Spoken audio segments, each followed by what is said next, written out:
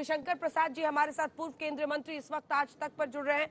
रविशंकर जी, 156 प्रचंड जीत, ये रिकॉर्ड तोड़ जीत, बहुत बधाई आप सभी को इसके लिए।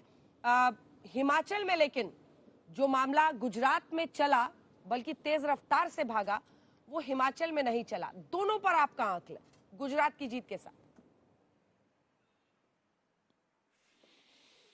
देखिए, आपको याद है कि आप मेरा इंटरव्यू कर रही थी अहमदाबाद में जी। मैं तो काफी दिन वहां प्रचार कर रहा था, लंबे समय तक। तो आपने मुझसे बार बार पूछा था कितनी सीट जीतेंगे, तो मैंने कहा सीट का आकलन आप लोग करिए, ये जीत होगी ऐतिहासिक, अविस्मरणीय, अद्वितीय। मैंने 3 शब्दों का प्रयोग किया था, और मैं कोई भी शब्द बोलता हूं तो पूरी जिम्मेदारी से बोलता हूं। हाँ, ये मैं आपसे स्वीकार करूंगा कि ये जीत इतनी बड़ी होगी, ये इसका कुछ हल्का संकेत तो मुझे मिल रहा था, लेकिन ये मैं बोलने की हिम्मत नहीं जुटा पा रहा था। आप मेरे साथ थी वहां पर जब मोदी जी निकले थे अहमदाबाद की यात्रा पर। तो आप तो देश की बहुत अनुभवी और वरिष्ठ पत्रकार हैं, आपने बहुत सी रैलियां कवर की हैं। आपको मोदी जी के उस रोड शो में एक भी बाहर के किराए पर लाए लोग दिखाई पड़े क्या? अहमदाबाद की जनता उनको 27 साल से देख रही है ना, 14 साल मुख्यमंत्री, प्रधानमंत्री के रूप में।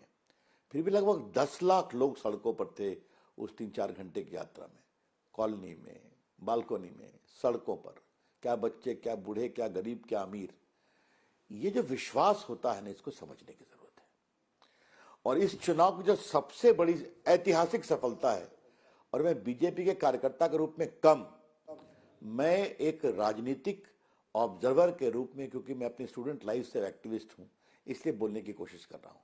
27 साल से पावर में आप गुजरात के बनने का आज तक का सबसे बड़ा ऐतिहासिक मैंडेट प्राप्त करें। इसको खाली कांग्रेस और आम आदमी पार्टी के वोट के बिखराव पर मत तोलिए अंजना जी, बहुत बड़ा अन्याय होगा। ये भारत के लोकतांत्रिक अनुभव की बहुत बड़ी घटना है, इसको ईमानदारी से समझना पड़ेगा। और मैं आज तक पर एक डिबेट प्रोवोक कर रहा हूं कि इस पर सही में लोग आकलन करें, आप लोग भी आकलन करें। मुझे 3 ही बात दिखाई पड़ती है। एक तो मोदी जी की लोकप्रियता, उनके प्रति विश्वास, ये ईमानदार नेता है, अपने अपने परिवार के लिए कुछ नहीं करता। नंबर 2, जो कहता है वो कर देता है, इसका सारा समय देश के लिए, समाज के लिए और सुरक्षा के लिए। और तीसरा, जो हमारा सुशासन का अनुभव रहा मोदी जी के समय, जो कंटिन्यू करता रहा है, उस पर आपसे हम बहुत चर्चा कर चुके हैं। इसलिए आज मैं पूरे सौराष्ट्र में नर्मदा के पानी और साबरमती के किनारे से लेकर के बाकी एयरबस के प्लेन से लेकर के टेक्नोलॉजी की बात मैं नहीं करूंगा आज, छोड़िए उस बात को।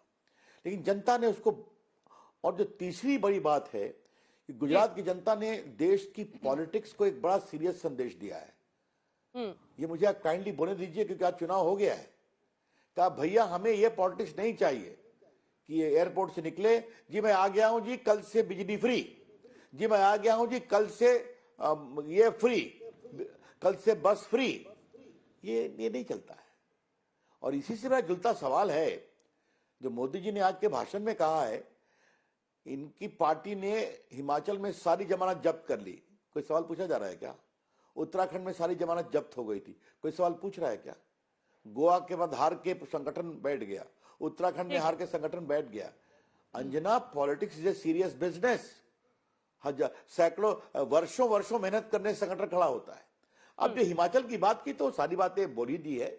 हम रिवाज बदलने चले थे, नहीं बदल पाए, खाली 1% से हारे, लेकिन हारे तो है, तो विनम्रता से स्वीकार किया है, काम करेंगे वहां पर। तो हिमाचल का चुनाव रेगुलर चुनाव है जो 5 साल पे होता है।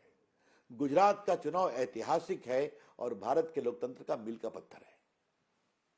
ठीक है, मुझे लगता है एक बहुत ही लंबे जवाब में आपने पूरी कहानी समेट दी है। एक जल्दी से मुझे रिएक्शन सुखविंदर सिंह सुक्खू साहब से लेने दीजिए, क्योंकि बधाई आपको, कांग्रेस जीती है हिमाचल में, लेकिन सुक्खू साहब 0.9% का सिर्फ वोट शेयर है।